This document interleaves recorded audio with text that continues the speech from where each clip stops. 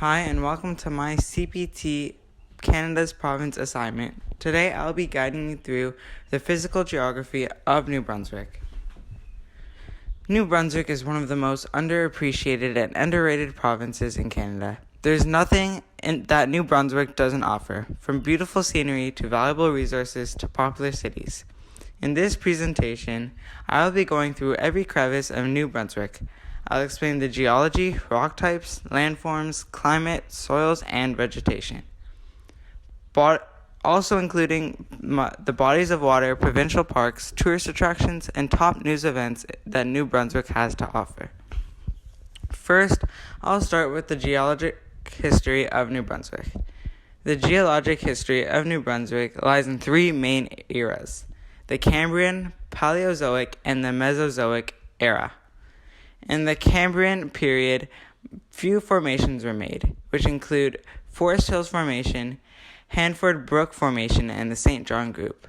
In the Paleozoic era, many formations occurred, and some of the most significant basins were made. Two major formations that were made during this era are the Fundy Basin and the Avalonia. The Fundy Basin is the sediment-filled rift basin on the Atlantic coast of southeastern Canada. Avalonia was a microcontinent in the Paleozoic era. Avalonia was a microcontinent that was made mostly from sediments from Western Europe. Lastly, in the Mesozoic era, not much happened. The only notable geology that occurred was the creation of a few small mountains. Second, I'll inform you about the various rock types found in New Brunswick. There's a wide variety of rock types in New Brunswick. The wide majority of rocks found in New Brunswick are in the Fundy Bay area. For instance, one rock type typically found in the Fundy Bay area is coal. There are many coal mines all over New Brunswick, some of which are heavy tourist attractions. The Spring Hill coal mine is a popular place to be when you're in the Fundy Bay. Due to glaciation, there's a lot of sedimentary rock found in New Brunswick.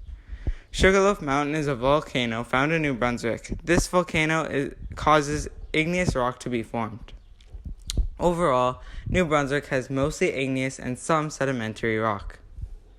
Third, I'll explain what landform New Brunswick is and why this landform is significant. New Brunswick is in the Appalachian region. The Appalachian region is in the highlands. Since New Brunswick is in the Appalachian region, there are more mountains and volcanoes which correlate to rock types and geology in the area. Fourth, I'll discuss what the climate is like in New Brunswick. The climate of New Brunswick is continental with freezing, snowy winters and pleasantly warm summers.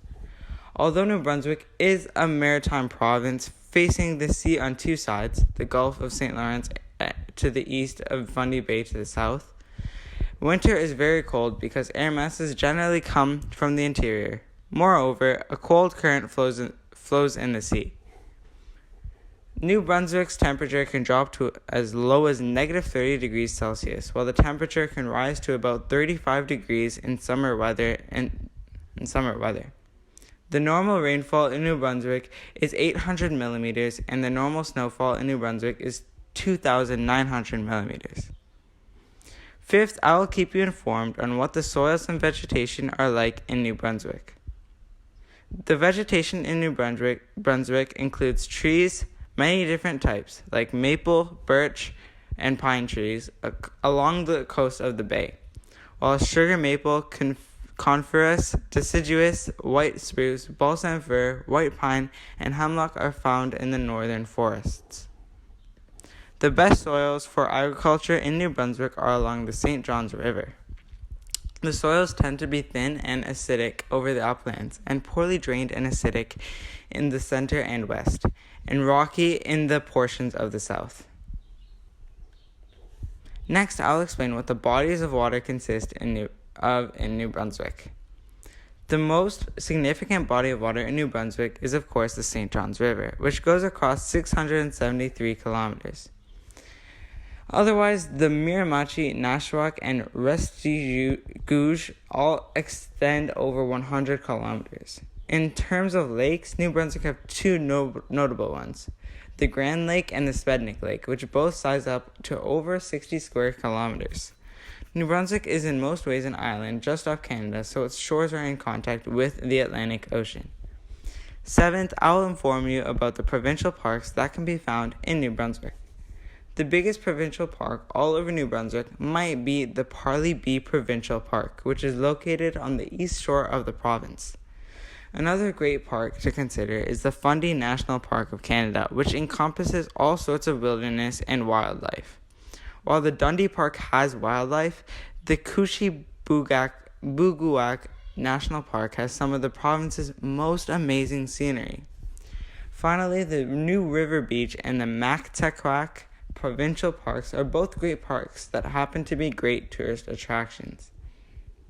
Next, we will talk about the major natural tourist attractions in New Brunswick.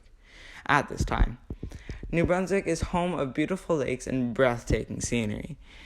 Here are some natural attractions that make New Brunswick such a great place to visit.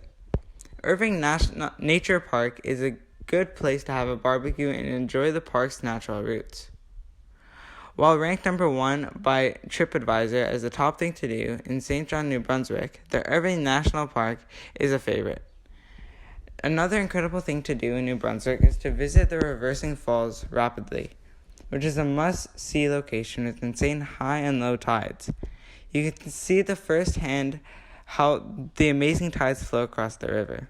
Lastly, the Spednick Lake is also a hot tourist attraction due to its amount of fishing opportunities and beautiful lakeside walks. 9th, I will be telling you about New Brunswick's most abundant resources. With New Brunswick's many lakes and rivers, there are plenty of fish for everyone. New Brunswick's second most abundant resource is its lumber and wood supply due to its many forests. Lastly, there are a few coal mines in New Brunswick, which is the third most abundant resource in New Brunswick. In terms of income and trade, New Brunswick's wood and fish supply keep their economy running. Lastly, we will finish off with the hottest and most important events in the news today in today's age. The biggest event happening right now in New Brunswick is how deadly COVID-19 has been to the province. Many seniors have passed away in New Brunswick while the province battles the pandemic.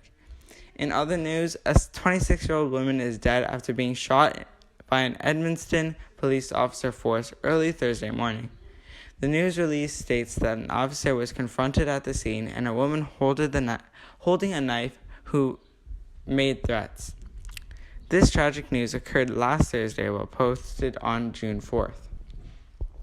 Before I end things off, I will ask you to join me in a mini quiz on New Brunswick. In your head,